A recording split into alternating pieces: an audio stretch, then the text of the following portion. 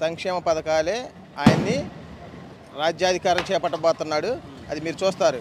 Manifesto చూసారా ఈరోజు? చూసి అద్భుతంగా ఉంది. గడగడలాడిపోతున్నారు ప్రతిపక్షం. గడగడలాడి మేనిఫెస్టో రంగంలో గడగల ఏరు ఒక్కరు కనపడతలా. ప్రచారాలు కూడా ఆపేసినట్టున్నారు వాళ్ళు. ఇప్పుడు మంగళగిరి నియోజకవర్గంలో మరి లావణ్య గారు గెలుస్తారా? 100%. అది అందరూ తెలిసిందే కదా. ఆమె లోకల్ అండి. మంగళగిరిలో గెలిచిద్ది తప్పకుండా. లోకేష్ గెలుస్తా అంటుంది. ఆయన మందలగిరి ఉంది కదా, మందలగిరిలో గెలుస్తాడు.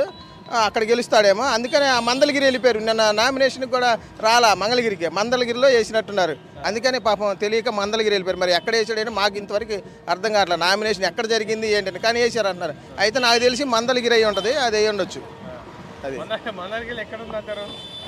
అది కనుక్కుంటున్నాం. ఇప్పుడే మేము ఎతుకుతున్నాం అందరం కలిసి, ఎక్కడ మందలగిరి అని. పాపం వాళ్ళ కార్యకర్తలు కూడా ఎక్కడికి వెళ్ళాడు మందలగిరి అని వెళ్ళారు. కొత్త గ్రామం ఏదైనా కనిపెట్టారేమని ఎతుకుతున్నారు వాళ్ళు. ఇప్పటికీ ఇంకా నామినేషన్ ఎక్కడ వేసారు మాకు అర్థం కావట్లా. మంగళగిరి అయితే లేదు, మందలగిరి అయితే చేస్తారు. దాదాపు 40 నుంచి 30-40 మధ్యలో గెలుస్తుందండి. 30-40 వేల మధ్యలో తప్పకుండా. జగన్మోహన్ రెడ్డి గారు చేసిన దాంట్లో రుణమాఫీ లేదని చెప్తున్నారు మేనిఫెస్టోలో. ఏమండి, రుణమాఫీ రైతులకి అసలు పుట్టిందే రైతు శ్రామిక పార్టీ. ఇది రైతులకే ఫస్ట్ ప్రయారిటీ ఉంటుంది ఏదైనా కానీ. అసలు పార్టీ పేరే రైతు కాంగ్రెస్, వైఎస్ఆర్ కాంగ్రెస్ పార్టీ. పూర్తి స్థాయిలో వాళ్ళకే రేపు రాబోయేటటువంటి ఏ సంక్షేమం అయినా సరే మొట్టమొదటిగా వాళ్ళకి ఇచ్చిన తర్వాతే దానికి ఏ విధంగా వాళ్ళకి న్యాయం చేయాలి, ఏ విధంగా రైతులను ముందు పెట్టుకొని వెళ్ళాలనేది జగన్మోహన్ రెడ్డి ఒక విజన్ ఉంది, ప్రణాళిక ఉంది. దానికోసమే వాళ్ళకి ఈ రోజున రైతు భరోసా అనేది పెట్టలేకపోవచ్చు. కానీ వాళ్ళు అంతకంటే అద్భుతంగా ఏదో ఇవ్వబోతున్నాడు అనేది రైతులందరూ అర్థం చేసుకోవాలి. ఓకే, ఇంకెవరికి వేస్తాం? సంక్షేమ పథకాలు జనాలకు ఎవరైతే చక్కగా అందించారో, ఏ ఇబ్బంది లేకుండా పేద బిక్కి బడుగు బలహీన వర్గాల మొత్తాన్ని ఒక దీపంలో ఎవరైతే నుంచోబెట్టాడో వాళ్ళకే వేస్తాం. వైఎస్ జగన్మోహన్ రెడ్డి. మనం 19 నుంచి 24 వరకు ఎవరి ప్రభుత్వం బాగుంది? 14 నుంచి 19 వరకు ఎవరి ప్రభుత్వం బాగుంది? అవును, చేస్తే మరి 2019 మళ్ళీ అధికారంలోకి రావాలి. ఆయన బాగా చేస్తుంటే పొండుకోబెట్టారుగా 23 సీట్లతో. ఇంకేంది ఆయన వచ్చేది?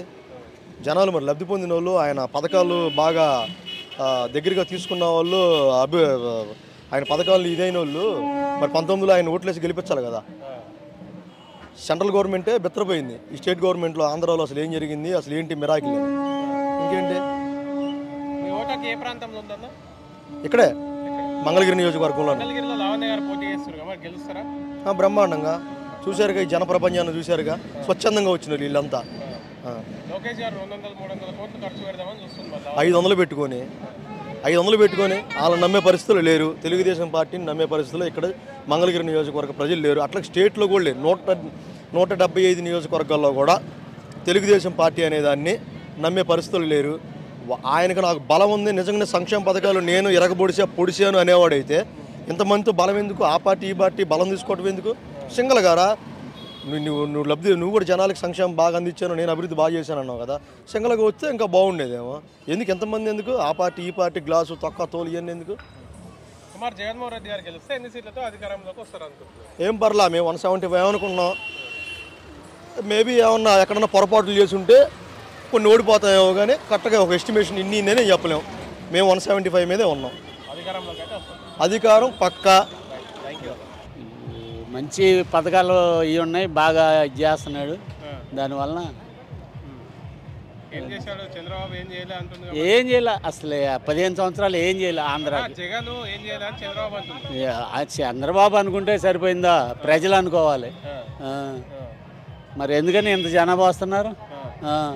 5 సంవత్సరాల్లో ఎంతమంది వస్తున్నారంటే 15 సంవత్సరాలు చేస్తే ఇక ఎన్ని ఇటు కుదరతమే. అది 160.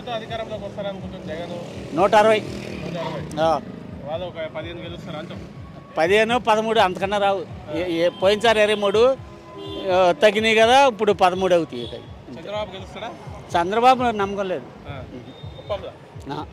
చంద్రబాబు లేదు, పిఠాపురంలో పవన్ కళ్యాణ్ లేదు, మంగళగిరిలో లోకేష్ ఏం లేదు. పై డాబు సరే అలా అనాలి అంతే. ఇస్తారు, డబ్బు ఉంది బాగా. ఇప్పుడు 370 కోట్లు ఉన్నాయి కదా, అవి ఏం చేయాలి? తీస్తున్నారు, ఒక్కొక్కటి వామిలోంచి తీసి ఒక్కొక్కరు పంచుతారు. పంచితే మరి పంచినా వేయరు, తీసుకుంటారు, వేసేస్తారు, వేసే వాళ్ళకి ఎందుకట్లా? అంతే. పబ్లిక్ అట్లా అనుకున్నారు, అట్లా చేయాలని అనుకున్నారు. ఇప్పుడు వైసీపీ నుంచి లావణ్య గారు అని పోటీ చేస్తున్నారు, తెలుసా ఆమె? వచ్చారా మీ ఊరికి ఎప్పుడైనా? వచ్చారా? వచ్చారు, 3 సార్లు వచ్చారు. డెఫినెట్. కొత్త అమ్మాయి కదా, మరి కొత్త అమ్మాయే గెలిచిద్ది. ఆ మీద రిమార్కులు లేవు, ఏమి ఇది లేదు. బాగా వాళ్ళ అమ్మగారు ఎమ్మెల్యే చేసింది, వాళ్ళ మామయ్య గారు మినిస్టరు, ఎమ్మెల్సీ, బాగా ప్రజల్లో మంచి పేరు. 20-25 పక్క. ఆయన చేసిన మంచి పనులే ఆయన సీఎం చేస్తాం, మనం చేయాలి. ఎవరండి? చంద్రబాబు నాయుడు గారు ఏం చేశారు జగన్ గారు అంటున్నారు? అయ్యో, ప్రజలు చెప్తారమ్మా, వారికి తెలుసు కదా. ఆయన అమలు చేసిన పథకాలన్నీ లబ్ధి చేకూరే వాళ్ళందరూ మళ్ళీ ఆయనకు తిరిగి ఓట్లేస్తారు. మీరు నేను చంద్రబాబు గారు వాళ్ళ అన్యాయులు అంటే కాదు కదా, మనం అనుకోవాలి, ప్రజలు అనుకోవాలి, అంతే. ఓడించడానికి నరేంద్ర మోడీ, పవన్ కళ్యాణ్, ముగ్గురు కలిసి వస్తున్నారు. ఇంకో 10 మంది వచ్చినా కానండి, ప్రజలు వారి వెనకాల ఉన్నారా లేదని వాళ్ళు తెలుసుకుంటారు. రేపొద్దున ఇప్పుడు వచ్చి ప్రజాబలం కనిపిస్తుంది కదా, ఇప్పుడు వాళ్ళు వస్తుంటే ఎవరెవరికి ఎంతెంత బలం ఉందో ఏంటనేది ఇప్పుడు తెలిసిపోద్ది. ఇప్పుడు శర్మిల గారు మీటింగ్ పెడుతున్నారు, 10 మంది కూడా ఉంటుందా. అదే ఆయనకి ఓట్లు వేసేవాళ్ళు ఎంతమంది ఉండారో దాన్ని బట్టి అర్థమైపోద్ది వాళ్ళకి, అంతే. అదే శర్మిల గారు నిన్నదా పోయారు, ఇవాళ ఏమో కాదంటున్నారు. ఎవరు నమ్ముతారు మాటలు? అది విషయం. ఇప్పుడు ఈరోజు మేనిఫెస్టో రిలీజ్ చేశారు జగన్మోహన్. ఓకే, ఎలా ఉంది చూసారా? బాగానే ఉంది. ఆ మేనిఫెస్టో, పాత మేనిఫెస్టోని అలాగే ఉంచి కొన్ని ఆయన చేయగలిగినటువంటి కొన్ని పథకాలని పెంచారు. మళ్ళీ ఆ చేయూత కానీ, ఆసరా కానీ, రైతు భరోసా కానీ, ఇవి అమ్మఒడి కానీ, ఇవన్నీ మళ్ళీ పెంచారు కదా, అంతే. అందుకనే చేయగలడు ఆయన, నిజంగా చేస్తాడు కాబట్టి. ఇప్పుడు 5 రూపాయల వడ్డీకి డబ్బులు ఇస్తానంటాడు, ఒక 10 లక్షలు తీసుకుంటాం, అది తిరిగి కట్టాలి కదమ్మా. ఎగ్గొట్టేవాడికి ఎంతైనా తీసుకుంటాడు వడ్డీకి, ఏముందానికి, ఇది అంతే. అది విషయం. సీఎం అనే మనం అనకూడదు అన్నమాట, అయ్యాడు ఆల్రెడీ సీఎం, కాదే ఇప్పుడు నిరూపించుకోవడం ఇది, అంతే. అంతే విషయం. మినిమం 140 అబౌవ్ అండి, 140 అబౌవ్. ఎందుకంటే వీళ్ళు ముగ్గురు కొద్దిగా ఏదో అక్కడ ఇక్కడ కొంచెం దానివల్ల, అంతేం లేదు. అందులో అనుమానం లేదు. ఆయన ఏం చెప్పాడో అదే చేస్తా అన్నాడు. చేయని అన్నాడు, చేయలేని వదిలేశాడు. ఆయన కోసం మేమంతా జెండా పట్టుకొని సిద్ధంగా ఉన్నాం. సిద్ధం అంటే గుద్దడానికి మేము సిద్ధం కాదని అంటారు మా టీడీపోలు. మేము గుద్దడానికి కాదు, మేము ఓటు వేయడానికి సిద్ధంగా ఉన్నాం. మా ప్రజలంతా ఓటు వేయడానికి సిద్ధంగా ఉన్నాం, ఆయన గెలిపించడానికి సిద్ధంగా ఉన్నాం. ఎన్ని సీట్లతో అధికారంలోకి వస్తారనుకుంటున్నారు జగన్? 175 25 మొత్తం 200. ప్రపంచం చూసావు కదా, జనం ప్రపంచం చూశారు కదా, అదే ఆయన ఏం చేయగలడు అదే చేస్తా అన్నాడు. ఓటకు ఏ నియోజకవర్గంలో ఉంది? అది మంగళగిరి నియోజకవర్గం. మంగళగిరి నియోజకవర్గం. లోకేష్ మీద మరి లావణ్య గెలుస్తుంది అంటారా? గెలిచిద్ది. ఎట్లా చెప్పగలుగుతారు? గెలిచిద్ది. ఆయన చేసి సంక్షేమ పథకాలే అంతా చేసే లోకల్, ఆమె లోకల్ నాయకులు. ఈయన లోకల్గా, నాన్ లోకల్. ఈయన ఓడిపోతే మళ్ళీ హైదరాబాద్లో ఉంటాడు. ఓటుకు 10,000 ఇస్తా అంటుంది మరి లోకేష్.